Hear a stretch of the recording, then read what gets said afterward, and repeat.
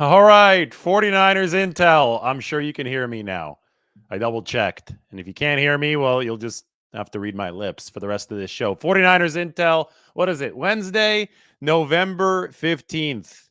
We are in the middle of the season. 49ers coming off a big win against Jacksonville. Some injury news for you that I reported earlier today, but we're going to break down how the 49ers may work around with their roster. And obviously, we're going to talk about 49ers defense against the Tampa Bay offense that isn't very explosive. I think this is another opportunity for the 49ers defense to stack a good performance. So, without further ado, let's get going. Let's talk about the main overarching point of the matchup coming up. Tampa Bay, not explosive offensively. They're down at number 19 in explosive play rate, and they have a bad run game.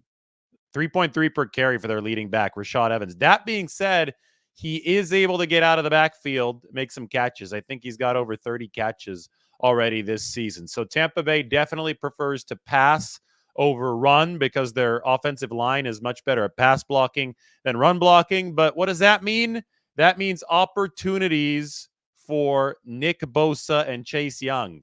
Now, unfortunately for many fans, the Nick Bosa Baker Mayfield hatchet has been buried. In 2017, Baker Mayfield, the quarterback of the Oklahoma Sooners, led his Sooners to a victory over Ohio State on the road. That was Nick Bosa's Ohio State team, and that was also Chase Young's Ohio State team. Now, that was Chase Young's freshman year, though. So he actually didn't play that game. It was week 2. He played week 1, didn't play week 2, return in week 3. Bosa obviously played it. Bosa, we know, took it really, really personally when Baker Mayfield planted, or at least, I mean, it was artificial turf, so it was really hard to actually plant the flag. But he took the Sooner flag, the Oklahoma University flag, and staked it there at midfield of Ohio State Stadium.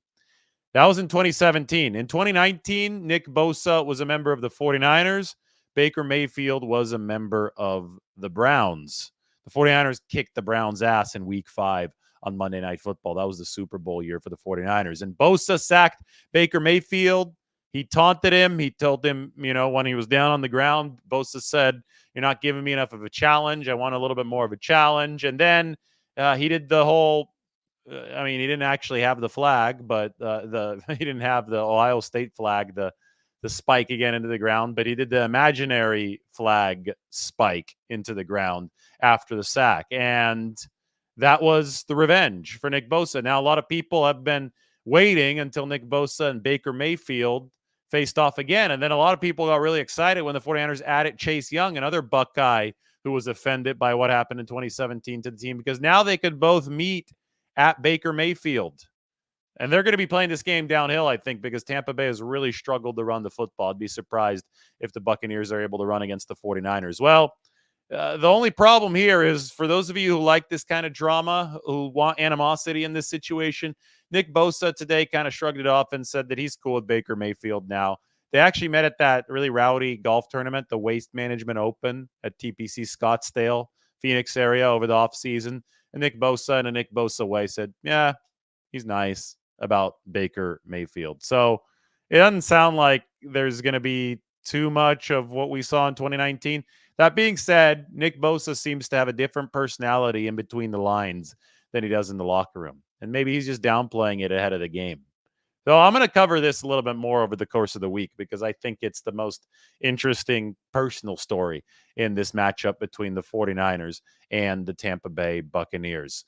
Mayfield's going to have Mike Evans to throw to, and Mike Evans is always dangerous. The 30-year-old wide receiver seems like he's older than that. He's been around the league for quite some time. But the problem is Mike Evans hasn't been as explosive as he can be because Mayfield hasn't had that platform from which to operate when you have a good run game. That's why it's so important to be balanced in the NFL. A lot of the analytics people, maybe they're finally starting to come around to this, but a lot of the analytics people just haven't gotten it for years and years now. They just think, oh, you could just pass all day, pass all day, pass all day. No, it curtails explosiveness. And it also lowers your offensive floor. You want the floor to be high and the ceiling to be high. And if you can't set up a nice platform that diffuses a pass rush with a run game, well, you're going to put guys like Nick Bosa and Chase Young into business. And I think that that's going to be an opportunity for the 49ers this week against the Tampa Bay offense. So you're looking at Mayfield, you're looking at Mike Evans, you're looking at Rashad Evans, the running back who's really struggled. Chris Godwin is still a member of Tampa Bay. And obviously, we talk about the Bosa Mayfield hatchet being buried, but we do have to take a look at the Tampa Bay offensive line that Nick Bosa is going to be working against. So here we go. Get the depth chart up onto the screen. Here you go. The offensive line that the 49ers will be pass rushing against. Tristan Wirfs is the left tackle. Really good left tackle. He was the right tackle previously, has moved to the left side. Justin School is the backup left tackle for this Tampa Bay team, the former 49er. And we know that Justin School gave up a whole lot of pressure in his time with the 49ers. So if it gets down to Justin School, well, yes, that's going to be an opportunity for both Nick Bosa and Chase Young, Randy Gregory, the whole cadre of 49ers edge rushers. You have Cody Mauch, who's the right guard right here.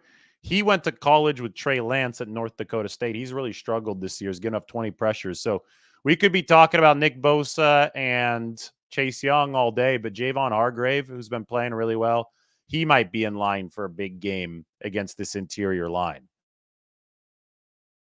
Then you have the right tackle, Luke Gadecki, who's replaced Tristan Wirfs at right tackle because Wirfs has moved to the other side. I think Gadecki's a decent right tackle, but I think the 49ers obviously have more talent in Bosa and in Chase Young. I just think that the true weak spots, though, of this offensive line are up the middle, which is if you can stop the run as the 49ers, well, then you can line Chase Young and Nick Bosa in these passing situations right up the middle, take advantage of the center, Robert Hainsey, and Cody Mauch, the rookie right guard out of North Dakota State. So it's about stopping Rachaad White on the ground. It always is about stopping the run. And this Tampa Bay offense, again, this is a mediocre Tampa Bay team. That people are saying, okay, Mayfield's playing at a high level. Shanahan said Mayfield's playing at a high level. What I think he means is Mayfield is avoiding giveaways. This Tampa Bay team has the second fewest giveaways in football, but they're also avoiding explosive plays. They're number 19 on the explosive play list. The offense isn't ranked in the top half of the league. The offense is ranked in the bottom half of the league in every efficiency metric, despite the fact that they've avoided giveaways. So they've avoided giveaways at what cost, right? And I think that all of the problems, the inefficiency, the lack of explosiveness comes back down to the inability to run the football. It might be the worst running football team in the league. And the 49ers obviously seem to fix their run defense against Jacksonville. They're going to need to keep it fixed this weekend against Tampa Bay. And if they do, they're going to have a chance to tee off against Baker Mayfield. Well, I promise this is going to be 49ers Intel, and we have a lot to talk about on this version of 49ers Intel, including a look at the depth chart because the 49ers did have a season-ending injury announced today. It was Nick Zakelj. I'm going to open up the depth chart right now. Zakelj is a second-year offensive lineman, and I haven't made the change yet to hear. The 49ers haven't officially done anything. But Zakelj, who's right here, tore his biceps muscle during his garbage time duty against Jacksonville. So the 49ers are going to have to now replace him. The question for me is, will they opt for more experience at this spot? Because Zakelj was taking up a 53-man roster spot. They're looking at him as developmental piece for the interior line, which is right here. They even started working Nick Zakelj, who's really good mentally in at center, so maybe a center of the future. But on a contending team, as we've seen, with injuries over the years for the 49ers, it's really hard to justify having a developmental piece taking up a 53-man roster spot. So obviously Zakelj was doing that, but now he's not going to be on that roster because he's going to go to injured reserve. We can go ahead and make the move now on the roster. Let's move Zakelj over here to our injured reserve list. I have a way of programming it so that it does not count Nick Zakelj against the 53-man roster. Now, remember that this is not a move that's been executed officially yet by the 49ers, but Kyle Shanahan did say that Nick Zakelj would be out for the rest of the season. So he's not going to count for a roster spot that's going to give the 49ers another opening here. They're going to, the initial plan, according to what Kyle Shanahan suggested today, is that the 49ers are going to hold an interior offensive line competition this week, but they might bring in someone new from the outside, which is why I say, will they opt for more experience? They also have experience on the practice squad, though. These four guys right here are going to be vying to fill the open spot left by Nick Zakelj right here. So you have Jesse Davis, who's a 32-year-old veteran. He started in the NFL before. 49ers just added him to the practice squad. He's played every position but center in his NFL career. You got Corey Luciano, who's specifically a center, who's a rookie from the East Bay, Danville, I believe Monte Vista High School for Corey Luciano. So he's been working behind the scenes, but he's a rookie. So I don't know if he is ready yet to be promoted to the 53 because, again, you might be opting for experience there instead of Nick Zakelj. Another young player is Il Manning out of Hawaii. Is officially a guard now after the 49ers reacquired him. He spent some time with Arizona after the 49ers couldn't fit him and he got poached following the roster cut down. And then there's Henry Bird out of Nashville. And then I believe Princeton. I think Princeton went to one of the Ivy League schools, and the 49ers just picked him up to their practice squad. All these guys they look at as potential interior guys. The tallest player is Henry Bird, so he might have some tackle flexibility in the future, but they're all candidates to take that reserve interior role that Nick Zakelj obviously no longer is going to be holding since he tore the biceps muscle and is done for the season. So it's going to be really interesting to see how the 49ers decide to fill that last roster spot. Now, unrelated news, but it's also on the offensive line. Colton McKivitz was back out of practice in limited fashion. Both Matt Pryor, the designated right tackle backup, and Jalen Moore, the designated left tackle backup, are preparing for right tackle duty this week just in case Colton McKivitz can't go. I know a lot of people are saying, well, why don't Jalen Moore just start anyway? And, maybe it does aim toward that, right? The 49ers have seen weaker play from the right side of their line than the left side of their line. But I would just urge you to sit back, wait and see. Some of McKivitz's struggles this past weekend might have come because of the fact that he did get rolled up on. He's got the ankle and the knee injury. So 49ers line is evolving. I think it's evolving in the right direction. John Feliciano is going to fill in for Aaron Banks again this week at left guard. The 49ers, prior to the injury to Aaron Banks, which is a turf toe, hyperextension of the toe, they were planning on Feliciano starting the platoon with Spencer Burford at right guard because they weren't getting good enough performance there. And Feliciano was really impressing them at practice. They figured, okay, maybe we could spruce up the right side. So I don't think that you can rule out the possibility of them trying to spruce up that right tackle position as well. We have more sensational Brock Purdy metrics. And I promised this in a little teaser video earlier, but here we go.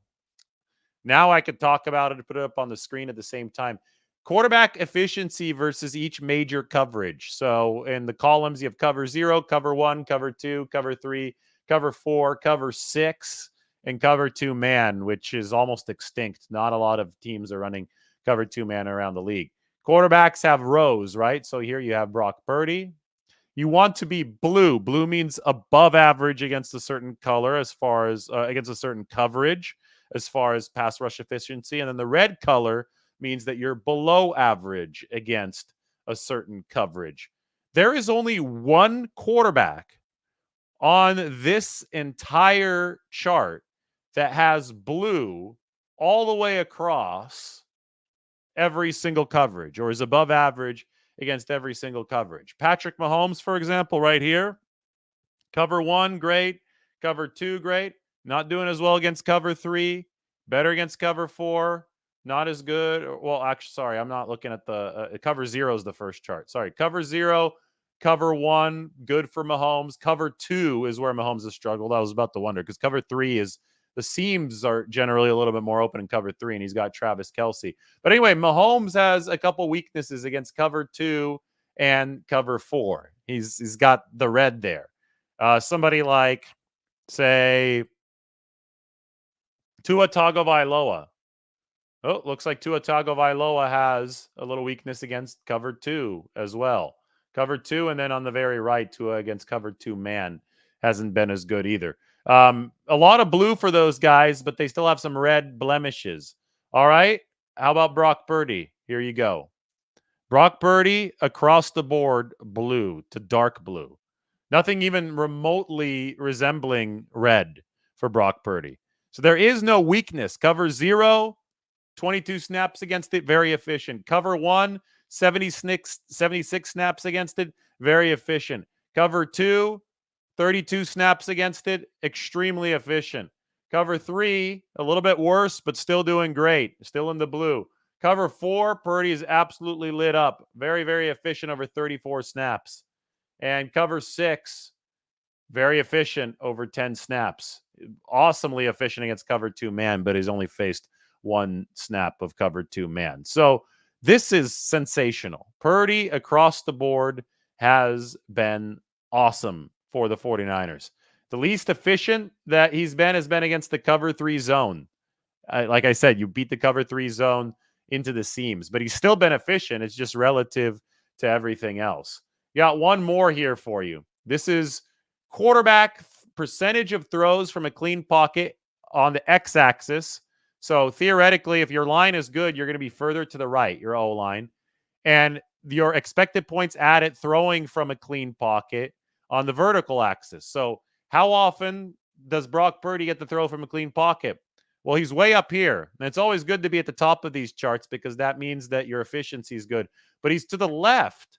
That means he's not throwing a lot from a clean pocket. The only quarterbacks who have thrown from a lower rate of clean pockets, 2 of them play for the New York Giants, and one of them is Russell Wilson. Russell Wilson has Mike McGlinchey protecting him now at right tackle. But Tyrod Taylor, Daniel Jones, we know that New York Giants offensive line has been horrific this year. Well, 49ers offensive line not acquitting itself much better. So Brock Purdy has operated behind an offensive line that's ranked in the 20s out of 32 teams. But when they have given him a clean pocket, he's been up here, the most efficient quarterback in football. These are absolutely sensational metrics, and they obviously are really worth highlighting because Purdy has been so damn good. Speaking of the defense, one more metric here for the defense to show you. This is third and long forced rate on the x-axis, third and long conversion rate allowed. So the 49ers, they're a little bit too far to the left. They haven't forced a lot of third and longs. Look where Cleveland is, way over here. This is a historically good Cleveland defense. They're just being failed by their offense. And the Deshaun Watson season-ending injury probably won't help that cause. Cleveland's defense, they only really gave up 17 true points against Baltimore. Baltimore was able to score 31, but it was because of a pick six and an extremely short field. So Cleveland is fighting their ass off defensively. They forced 3 and outs on over 34% of the time, like probably a good 35% of the time. 49ers only forced 3 and outs about 19% of the time. 49ers need to move this further to the right. And then they need to do better. Yeah, well, they're above average, but they can do better on those third and long situations. Then did I say 3 and outs? I meant third and long situations. The 49ers need to force third and long situations more often. They need to win on first down. They need to win on second down. And I'll tell you what, they started to really buckle down and do that against Jacksonville. There was, the 5-man front of the start of the game was there to dissuade the run. Stopping the run is so important to force third and long because you can't give up an automatic 4 to 6 yards on first and second down on the ground. So it's all rooted in starting and stopping the run. If you do stop that run, well, then you're going to be further to the right. And if the 49ers are further to the right, well, that's great because forcing more third and longs is a very, very solid indicator that you're doing a good job as a defense. All right. I think I went through everything. Sensational Purdy metrics, the Nick Zakel stuff, more metrics. It's time for a 49ers Q&A. What's up, everybody? Amy, can't wait to see Womack play. And Womack is still, he's not active yet. I don't know if the 49ers are going to activate him this week, but he is healthy. He is at practice, and he is in the midst of the return to play window. 2 more weeks to go, including this week. You like the chart, huh? It's good stuff. Arjun Menon. He's a guy on Twitter. I think he's a Michigan student, actually. University of Michigan student. Does an awesome job. Let's put that chart back up on the screen since people like it. There's Brock Purdy. Well, he's right next to Baker Mayfield, which is worth looking at too. Mayfield has been good against cover zero, so you don't want to blitz him. But by the way, Tampa Bay blitzes more than almost anybody in the league. And Brock Purdy has faced the five most or will have faced the five most blitz happy teams in the league after this weekend. So cover zero's all out blitz. Purdy good against the blitz. Mayfield really good against the blitz. Good thing is the 49ers don't blitz a whole heck of a lot. I know Wilkes has blitzed a tiny bit more than past defensive coordinators. The 49ers aren't built on the blitz, so it's going to be a good matchup for them against Baker Mayfield, who struggled against the cover one man. Cover two, it looks like it's been about neutral. He's been good against cover three, and the 49ers do run their share of cover three. So we'll see what adjustments they make to that in this football game. Then there's cover four, cover six, and cover two man. Mayfield only has 5 plays against it, but really, really good stuff. Mayfield, as you can see, this is why coaches and Kyle Shanahan are saying, oh, yeah, Mayfield's playing well. He's having a good year. Fairly efficient across the board. The problem is the explosiveness really hasn't been there. They're number 19 in explosive plays. And that's why the 49ers, I don't think, should feel all that threatened about this Tampa Bay offense. CJ Stroud, yes. Yeah, this is a really, really interesting chart. If somebody says CJ Stroud is gaining ground, he is DeMeco Ryans' quarterback in Houston. Impressive rookie out of Ohio State, of all schools. Look at Stroud. Blue across the board, except for a really, really bad number against cover zero all-out blitzes. And it makes sense, right? A rookie doesn't have the answers to the test yet. This is why you need to develop rookies, and there's going to be some growing pains, especially against plays like all-out blitzes. So you would like to see CJ Stroud, if you're the Texans, improve how he's doing against blitzes. One of the miraculous things about Brock Purdy is that he has been good against blitzes since he got out of bed in the NFL. Yeah, he did screw up early against Tampa Bay last year on the first play, got nailed by the nickelback, but it was a personal foul. So Kyle Shanahan joked, yeah, that was an explosive play. That was strategic from Brock Purdy. Obviously wasn't. But anyway, Jalen Phillips against Miami, when Purdy came into that game in place of Jimmy Garoppolo, Phillips blitzed him. Purdy let go, hit George Kittle on the 3rd and long. And Miami continued trying to light him up, and the blitzes just didn't work. So for Purdy to be able to deliver against the blitz that lethally, as that young of a quarterback, as an inexperienced QB, this is really, really special stuff. And I don't think that it should be underestimated. ABI also thinks that Jalen Moore should start at right tackle. We'll see what the 49ers do. I think the line is evolving. You talk about the Feliciano plan. You talk about how well Feliciano played. I know that some of the plans might be stalled right now due to the injury to Aaron Banks, which is going to tie Feliciano up at left guard. But let's just be patient and see how the 49ers line continues to evolve. My main key has always been have at least 7 capable bodies. And it might be the case that the 49ers have found those 7 capable bodies this year. You do need to have that depth. Post your questions. Do I think that Purdy would go number 1 in the draft today, knowing what we know about his abilities? If there was a smart team, then yeah. I think the 49ers would pick him right away. But if they had that pick, normally a team that has number 1 pick isn't that smart, though, because they fell down to, that number 1 pick because they weren't winning. And usually you're not winning and you're that bad because you've made some mistakes. And, maybe you would miss on Brock Purdy as well. The thing is, somebody like Bryce Young, right? Elite draft pick who hasn't been good at all. Look how bad Bryce Young has been against cover two. My goodness. But he's tiny. He's not a big body at all. And I think the one largest issue that has, that held Brock Purdy back in draft evaluations was his size, because the athleticism is there. We've seen that. The arm is there. We've seen that.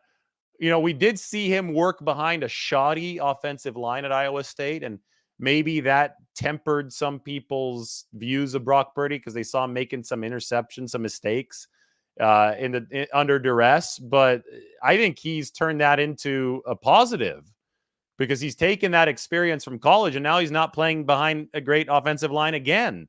And he's not making the mistakes this time. His interception rate is far below league average now, right? So it's one of those things where Brock Purdy brings everything that you would want from a franchise quarterback to the table, minus the height, but he's found ways to work around that supposed lack of height.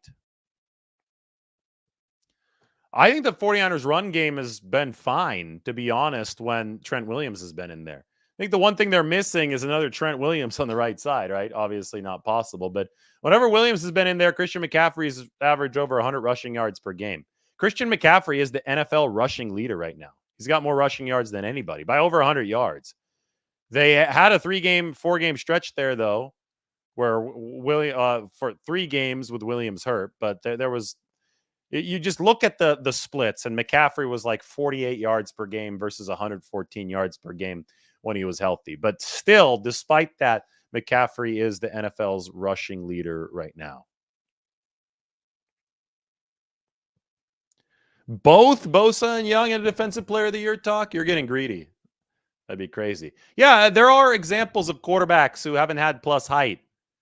But I'm just telling you why teams draft the way they do. They draft a lot on measurables. And I think that the one measurable that isn't prototypical for Brock Purdy is the height. But you guys know me. I'm here telling you the truth. I'm here showing you that Brock Purdy is the only quarterback that is efficient across the entire board. The only quarterback that is putting up insane charts like this, way up at the top. He's the most efficient, highest rated passer in the NFL. Yes, Brock Purdy has shook the NFL and the sports media. We're ahead of it, though. We've always been ahead of it. We've seen what's happened. We don't have an agenda. We just, talk about how efficient Brock Purdy has been. We appreciate the good football for what it is. There's a lot of places that don't do that because they hate that they're wrong. I never made like a sweeping judgment on Brock Purdy when the 49ers drafted him. And then when he started playing, I said, let's wait and see what he can do. Let's just watch this development. So many people made sweeping judgments, and then they started digging their hole even deeper because they didn't want those initial sweeping judgments to look wrong, even though they obviously do look wrong. But they kept on doubling down, digging deeper, and you still see a lot of that with Brock Purdy. By the way, I have a massive story on Brock Purdy and Christian McCaffrey dropping tomorrow morning on The Athletic. So I hope that everybody has a chance to see it. We'll obviously be talking about it a lot over the course of the next 24 hours. I think Purdy's a little bit shorter than Montana was. I think he's officially listed at 6'1", but he might be a little bit shorter than that. But yes, it is overblown because you see how he plays. I thought that it was a little bit of a concern last year when he kept on bailing the pocket to the left because it didn't look like he was trusting his ability to step up and see receivers downfield. That's been the bane of Russell Wilson's entire career. Short quarterback, hasn't been able to see the middle of the field nearly as well. So he started scrambling out of structure, and it's hurt his efficiency. Russell was so magical, and I think still is to some degree, with the touch of his deep pass. And in his prime was such a good scrambler. He was so elusive that it actually served him well, right? All this running around. But especially for somebody in Kyle Shanahan's offense, you got to play in structure first and run second. Purdy's got the athleticism. I think a lot of the Russell Wilson comps are very interesting because I see those parallels with his burst and his escapability. But the fact that he's taken a big stride as far as being able to step up in the pocket this year instead of bailing the pocket, he's seeing even at his height. He's able to see downfield, carve up those intermediates. That's big time stuff for Brock Purdy. And I do agree with you that the height stuff is very, very overblown. Analysts who talk about Purdy playing bad during the 3-game skid should not be analysts. They don't know what they're talking about. They simply don't. Purdy has had one poor game this year. It was the first of those 3 games. It was against Cleveland. That was the only game during which Purdy was inefficient. And I've been consistent the whole time. I told you right after that game, Purdy didn't play well, but he was clutch. He still got the 49ers in position to win without a healthy Trent Williams, without Christian McCaffrey, without Deebo Samuel, against the league's best defense. So Purdy's only bad game, these are defenses charted here, has come against this defense. Purdy's only bad game came against this defense. The Browns, look how far ahead of everybody they are. The only one. And he still put the 49ers in position to win without a healthy Trent Williams, without Deebo Samuel, and without Christian McCaffrey. The next 2 weeks, Purdy objectively played well. If you say that he did not play well against Minnesota, if you say he did not play well against Cincinnati, you do not know what you're talking about. You do not know what you're watching, period. I'm not saying he played perfectly. He obviously made those mistakes, but you do not understand the sport of football and the complementary nature of it if you say that Purdy did not play well against Minnesota and Cincinnati.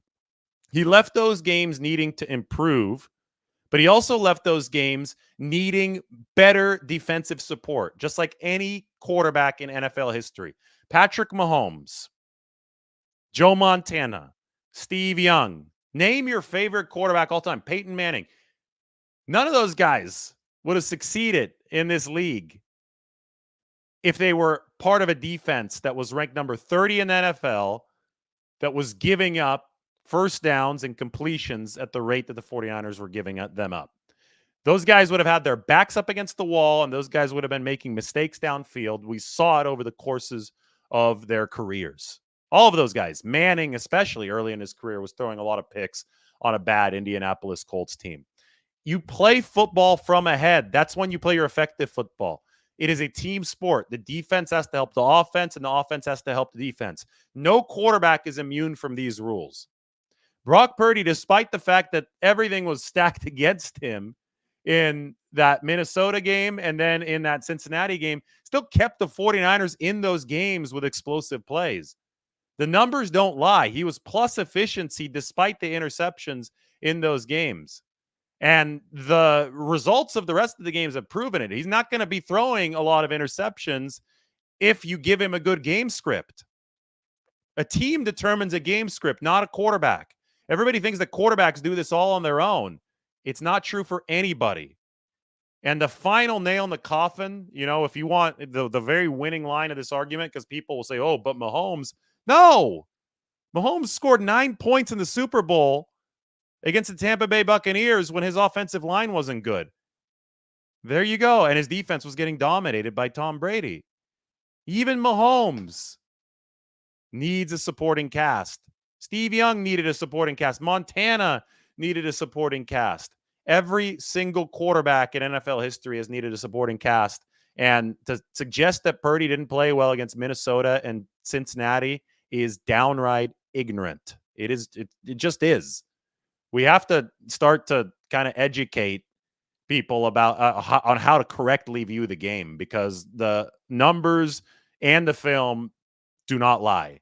And you talk to people who are actually experts about this, they see it really, really clearly. All right, we're going to finish on that note. I think it's a fun note to finish on. Big piece on Purdy and Christian McCaffrey coming out tomorrow. Talk to everybody soon.